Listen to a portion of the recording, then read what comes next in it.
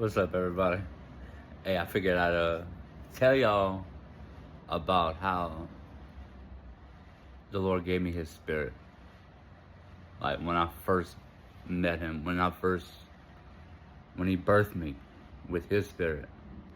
So I had just got out of rehab, and my mom, she was doing her little thing, her little reactive abuse stuff, because she's a witch, and that's what she does. I don't know.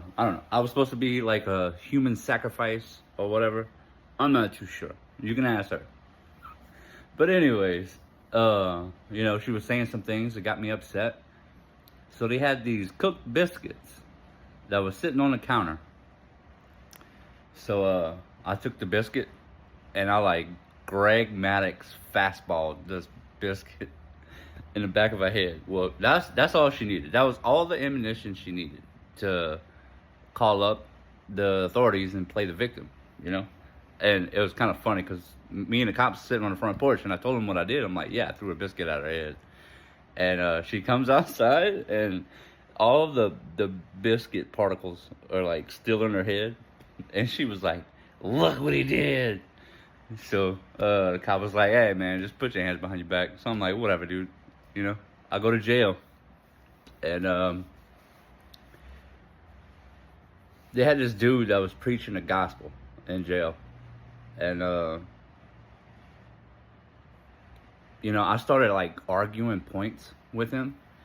I knew about God, but I didn't know God. There's a difference, right? So he's like, hey, man, look, I'm not going to argue with you, but empty out everything you think you know about God and just go read it for yourself. So I'm like, I'm kind of mad at him. I'm like, I guess I'm going to do it. Whatever. I ain't got nothing else to do. All I got on in jail is The Price is Right. So I guess I'll go read the Bible. Anyways, I go up there. And I start reading the Bible. And then I read the crucifixion and what Jesus did for me. And it hit me. It was so personal. I start bawling. And I'm like, you know what? Like, I have nothing. So, like, I'm going to give you my all. Like, I have nothing, Lord. So you have it all. So from that day forward, I was just, how the jail was, they had like 2-man cells. And I didn't come out the cell to eat pretty much or nothing really. I just read the word, read the Bible for weeks. And I remember sitting there